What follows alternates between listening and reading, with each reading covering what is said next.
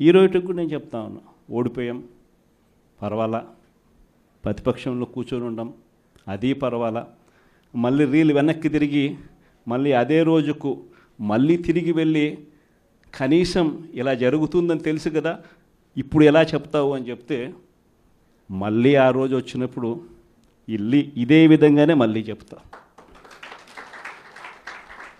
ఎందుకనంటే రాజకీయాలలో విలువలు విశ్వసనీయత అన్న పదానికి అర్థం అది. ఎన్నికలు ఎప్పుడొచ్చినా కూడా అదే విలువలు అదే విశ్వసనీయత అన్న ఒకే ఒక్క పదం మీద మళ్ళీ వైఎస్ఆర్సీపీ మళ్ళీ అఖండ మెజారిటీతో మళ్ళీ గవర్నమెంట్. కానీ ఈసారి ఫామ్ చేసినప్పుడు మాత్రం ప్రజలకు చంద్రబాబు నాయుడు నైజం పూర్తిగా అర్థమైపోతుంది కాబట్టి మనల్ని మళ్ళీ 30 ఏళ్ళు అక్కడే కూర్చోబెట్టే విధంగా కూడా ప్రజలు ఖచ్చితంగా అడుగులు వేస్తారన్న నమ్మకం నాకుంది. ఎందుకంటే ఈరోజు ఒకవైపున ఇచ్చిన హామీలన్నీ కూడా పక్కకి వెళ్ళిపోవడం అన్నది ఒక ఆస్పెక్ట్ అయితే, రెండో ఆస్పెక్ట్ ఏమిటి అని అంటే ప్రతి వ్యవస్థ నిర్వీర్యమైపోయింది. కేవలం చంద్రబాబు నాయుడు గారి ప్రభుత్వం రాక మునుపు మన ప్రభుత్వం ఉండేది.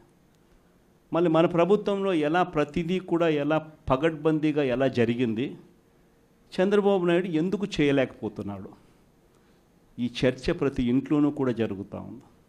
ప్రతి పథకము కూడా ట్రాన్స్పరెంట్గా పారదర్శకంగా ప్రతి ఇంటికి చేర్చే పరిస్థితి నుంచి ఈరోజు అన్ని కొలాప్స్. కేవలం 9 నెలలు. ఒకవైపున వ్యవస్థలన్నీ కొలాప్స్, మరోవైపున ఏది చూసినా స్కామే. ఏ గ్రామంలో చూసినా బెల్ట్ షాపులు. ఎమ్మెల్యే దగ్గరుండి ఆక్షన్ పాడిస్తూ ఉన్నాడు. 2 లక్షల 3 లక్షల నీ ఇష్టం.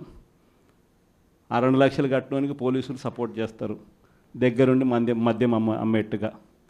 ఎంఆర్పి రేటుకు వాళ్ళు కొనుక్కుంటారు, ఎంఆర్పి రేటు ప్లస్ వీళ్ళ ప్రాఫిట్ వేసుకొని వాళ్ళు అమ్ముతారు. ఏ గ్రామంలో చూసినా కూడా ఏ బంకులో కూడా ఈరోజు మద్యమే కనిపిస్తూ ఉంది. మొట్టమొదటిసారిగా గవర్నమెంట్ నడుపుతా ఉన్న మద్యం షాపులను తీసేసి ప్రైవేట్ వాళ్ళని తీసుకొచ్చేసినారు. ఇసుక ఎక్కడ పడితే అక్కడ డబల్ ద రేటుకి అమ్ముతూ ఉన్నారు.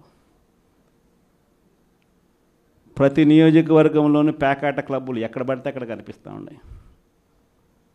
ప్రతి నియోజకవర్గంలో ఏ పని జరగాలన్నా కూడా, ఫ్యాక్టరీ నడపాలన్నా, ఆ నియోజకవర్గంలో మైన్ ఒకవేళ చేస్తూ ఉంటే చేసుకోవాలన్నా, ఏదైనా కూడా నాకింత నీకింత అని ఎమ్మెల్యే దగ్గర నుంచి మొదలైతే చంద్రబాబు నాయుడు దాకా పంచుకోవడాలి. ఇవన్నీ కూడా ఏ స్థాయిలో జరుగుతూ ఉన్నాయనంటే నిజంగా ఈరోజు వైఎస్ఆర్సీపీ పార్టీ కానీ వైఎస్ఆర్సీపీ ఎమ్మెల్యేలు కానీ ఈరోజు నిజంగా చాలా మంచోళ్ళ కింద కనిపిస్తూ ఉన్నారు ప్రజలకు. ఆ స్థాయిలో కేవలం 9 నెలల కాలంలోనే ఇంత దారుణంగా పడిపోయినాయి. ఇవన్నీ కూడా ఎందుకు నేను చెప్తా ఉన్నాను అని అంటే, ఈరోజు కష్టాలు అనేటివి వస్తాయి.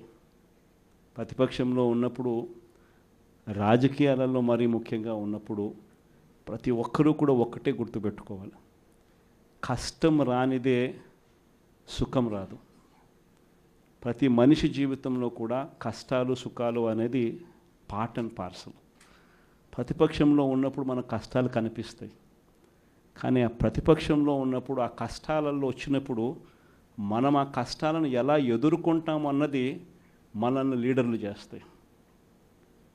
కష్టం వచ్చినప్పుడు మన క్యారెక్టర్ను మనం అమ్మేసుకుంటే, మన వ్యక్తిత్వాన్ని మనం అమ్మేసుకుంటే, ఒక్కసారి బాటిల్లో ఉన్న నీళ్ళు బాటిల్లో ఉంటే బాటిల్లో నీళ్ళు తాగుతాం. బాటిల్లో ఉన్న నీళ్ళు ఒక్కసారి ఇలా పడేసినామనంటే భూమిలోకి పడిపోతాయి, మళ్ళీ ఏరుకోలేం. క్యారెక్టర్ కూడా అలాంటిదే. ఒక్కసారి విడిచిపెట్టేసినాము అని అంటే మళ్ళీ దాన్ని ఏరుకోలేం. ప్రజల్లో చులకనవుతాం, ప్రజల్లో పలచనవుతాం. ఇది ప్రతి ఒక్కరూ కూడా గుర్తుపెట్టుకోండి. కష్టాలు అన్నటివి ఎల్లకాలం ఉండవు. ఎవరికి ఏ కష్టం వచ్చినా కూడా నా కథ గుర్తు తెచ్చుకోండి. 16 నెలలు నన్ను జైల్లో పెట్టినారు. నా మీద కేసులు వేసింది కూడా మళ్ళీ ఎవరో కాదు, అటు కాంగ్రెస్ ఇటు తెలుగుదేశమే. నా పిటిషన్లో ఎవరు పిటిషనర్స్ అంటే అటు కాంగ్రెస్ ఎమ్మెల్యేలు ఇటు తెలుగుదేశం పార్టీకి సంబంధించిన నాయకులు.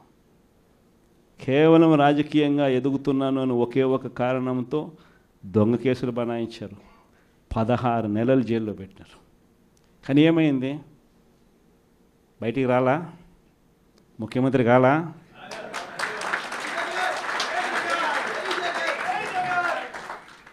ప్రతి ఒక్కరు ఇది గుర్తుపెట్టుకోండి. ఎవరికైనా ఇంతే. మహా చేస్తే వీళ్ళు ఏం చేయగలుగుతారు? దొంగ కేసులు పెడతారు, కాదండంలా బెదిరిస్తారు, కాదండంలా మహా అయితే 3 నెలలు లోపల వేస్తారు, అది కాదండంలా. కానీ ఏం చేస్తారు?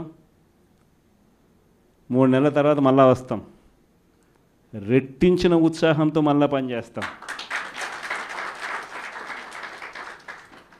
ఎవరెవరైతే మిమ్మల్ని జైల్లో పెట్టే కార్యక్రమం ఎవరెవరైతే చేస్తారో, మంచి చేసిన వాళ్ళని గుర్తుపెట్టుకోండి, చెడు చేసిన వాడిని గుర్తుపెట్టుకోండి.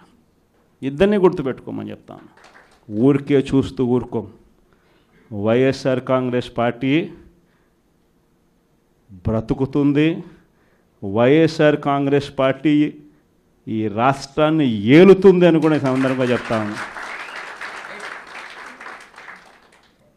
మరో 30 సంవత్సరాలు ఏళ్తామని కూడా ఈ సందర్భంగా కూడా మరి గట్టిగా కూడా చెప్తాను. కాబట్టి ఎవ్వరూ కూడా వైఎస్ఆర్ కాంగ్రెస్ పార్టీకి సంబంధించిన ఏ కార్యకర్త వెంటికి కూడా పీకలేడు అని చెప్పి కూడా ఈ సందర్భంగా చెప్తాను. ఇది ప్రతి ఒక్కరూ గుర్తుపెట్టుకోండి. ఒక్కటే గుర్తుపెట్టుకోండి, ఈసారి జగనన్న 2.0 కొంచెం వేరుగా కూడా ఉంటుంది. ఈసారి జగనన్న 2.0 కార్యకర్త కోసం ఎలా పనిచేస్తుందో కూడా చూపిస్తుంది. ఇది మాత్రం నేను ఖచ్చితంగా చెప్తా ఉన్నా. ఎందుకనంటే జగనన్న 1.0లో బహుశా కార్యకర్తలకు నేను అంత గొప్పగా బహుశా చేయలేకపోయి ఉండొచ్చేమో. ప్రతి పథకము ప్రతి విషయంలోనూ కూడా మొట్టమొదటిగా ప్రజలే గుర్తుకొచ్చారు. ప్రజలకు మంచి చేయడం కోసమే నా టైం కేటాయించా, నా తాపత్రయపడ్డా, ప్రతి విషయంలోనూ దానికోసమే అడుగులు వేశా. కానీ జగనన్న 2.0కి వచ్చేసరికి మాత్రం చంద్రబాబు నాయుడు కార్యకర్తలకు పెడతా ఉన్న ఇబ్బందులు చూసా, కార్యకర్తలు పడతా ఉన్న అవస్థలు చూసా, కార్యకర్తలు పడతా ఉన్న బాధను గమనించా. వీళ్ళ కోసం గట్టిగా మీ జగనన్న ఉంటాడని సందర్భంగా గట్టిగా చెప్తా.